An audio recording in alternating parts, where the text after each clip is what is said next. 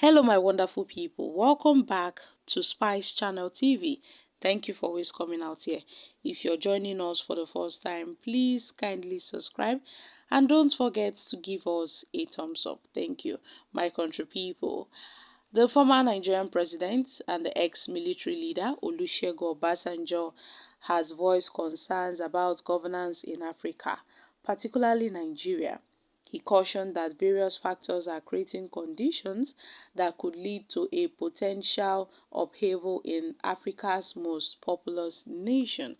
And yes, Obasanjo has advised that he doesn't support coup, but then why are we experiencing coups in Africa? And what can we do to prevent these coups from happening? Now, in the past 3 years, Africa has witnessed a series of successful coups in countries like Mali, Burkina Faso, Guinea, Sudan, and the most recently Niger Republic and Gabon. And against this backdrop, Obasanjo's statement carries significant weight. The former president stressed that youths are looking for liberators, and we must really bear that in mind. I mean, why do we have to allow the youth to start looking for liberators beyond the government of the day? Why? When you see that things happen in many countries, and I will exclude Nigeria. Obasanjo pointed out that then you wonder and don't forget, because the youth, they are looking for liberators. It's not as if he's supporting these schools, oh. But then when they see these military leaders, they tend to look onto them as liberators and then they support the coup. Like the one in Gabon. The coup leader was being carried on the head by youths. Not by old men, not by old women, but by youths. How can we stop, all these schools from spreading in Africa? And yes, we know that the African leaders, they claim they practice democracy. But deep down, we know that they don't practice democracy. We don't practice democracy. Even in the Niger Republic, when the ECOWAS was saying, oh, they would resort to military intervention, a lot of people kicked against it because they know the end of it would be so catastrophic. It would bring about a lot of casualties, and we don't want that. Now, Tinubu then was trying to drag the Nigerian army to go to Niger to fight off those coup plotters, those coup leaders. And then a lot of people raise questions. Why is it that Tinubu is so concerned about the happenings of Niger? Niger should be left alone to face her problems.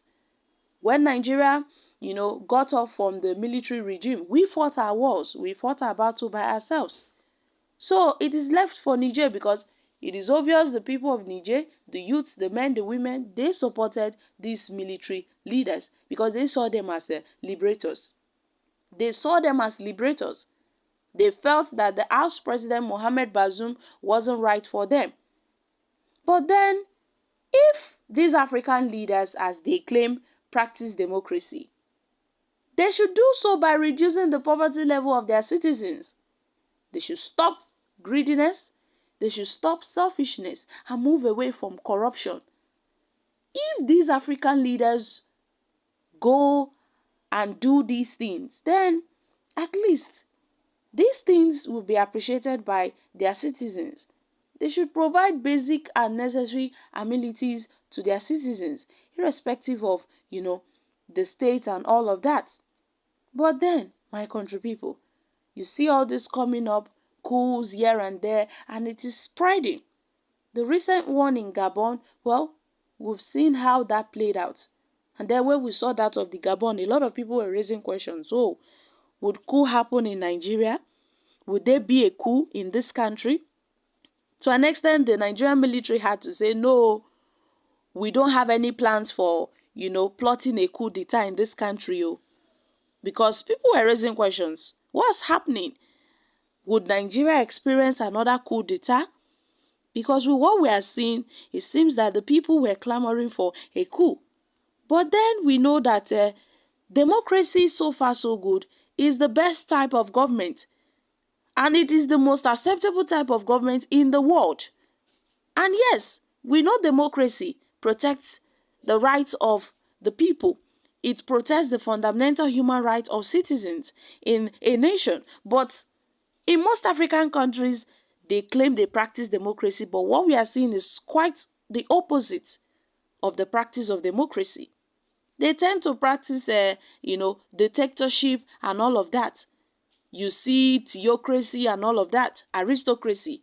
So, my country people, democracy is indeed the best type of government.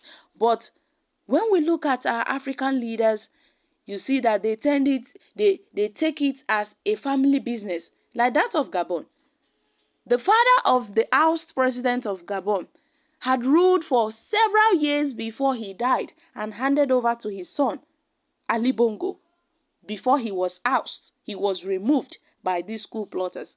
If not, this leadership would have continued from one generation to another, and the people are suffering. They tend to suffer.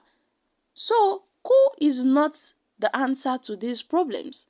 Our leaders, they need to work on themselves. We need to have a change of leadership in this country. And we need to review our leadership pattern in Africa to reduce the chances of, another coup d'etat in any of these African nations. Because when we look at what we are seeing, it's as if the military rule seems to be more better, but no one is clamoring for a military regime. No one is clamoring for a military rule. So, my country people, according to Olusegun Obasanjo, why we are seeing all these coups here and there is because the youth are looking for liberators.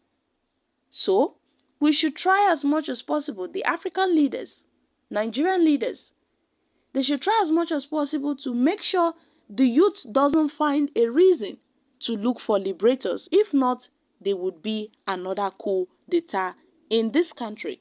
So, my wonderful people, what are your thoughts on this? I'm dropping here. Kindly share your thoughts concerning this in the comment section. Thank you.